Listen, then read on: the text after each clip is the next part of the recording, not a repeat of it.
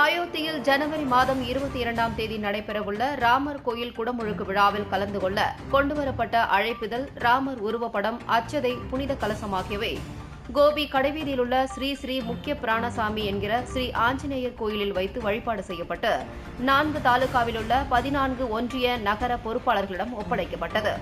உத்தரப்பிரதேச மாநிலத்தில் அயோத்தியில் ராமர் கோயில் கட்டுமான பணிகள் நடைபெற்று வருகிறது. இந்த பணிகள் முடிக்கப்பட்டு 2024ஆம் ஆண்டு ஜனவரி மாதம் 22ஆம் தேதி குடமுழுக்கு விழா நடத்த ஏற்பாடுகள் தீவிரமாக நடைபெற்று வருகிறது.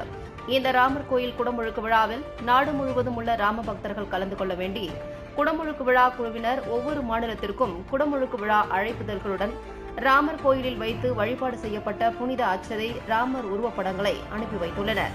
அதன் ஒரு பகுதியாக கோபி கோட்டத்தில் உள்ள கோபிச்செட்டிப்பாளையம், தாளவாடி, நம்பியூர், சத்தியமங்கலம் ஆகிய 4 தாலுகாவில் உள்ள கோபிச்செட்டிப்பாளையம், சத்தியமங்கலம், புளியம்பட்டி நகரங்கள், ஒன்றியங்கள் என 14 பகுதிகளாக பிரிக்கப்பட்டு 14 புனித கலசங்கள், அச்சதை, 1,00,000 ராமர் உருவப்படங்கள் கோபிக்கு அனுப்பி வைக்கப்பட்டது.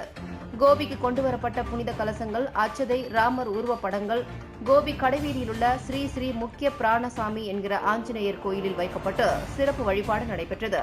புனித கலசங்கள், அச்சதை மற்றும் ராமர் உருவப்படத்திற்கு சிறப்பு பூஜைகள் மற்றும் தீபாராதனை நடைபெற்றது.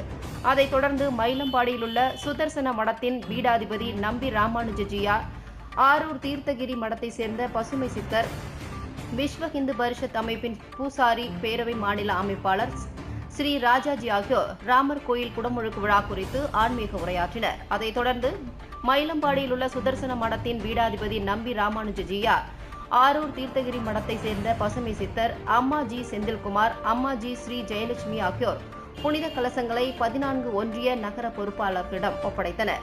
புனித கலசங்களை பெற்றுக்கொண்ட பொறுப்பாளர்கள் 15 நாட்களுக்குள் 1,00,000 அழைப்பிதழ்களையும் வழங்குவதற்கு உறுதி எடுத்துக் கொண்டனர். புனித கலசங்களை பொறுப்பாளர்களிடம் ஒப்படைத்த போது பக்தி பரவசத்துடன் பெற்று சென்றனர். நிகழ்ச்சியில் கோபிச்செட்டிப்பாளையம், நம்பியூர், சத்தியமங்கலம், தாளவாடி, புளியம்பட்டி உள்ளிட்ட பல்வேறு பகுதிகளைச் சேர்ந்த ஏராளமானோர் கலந்து கொண்டனர்.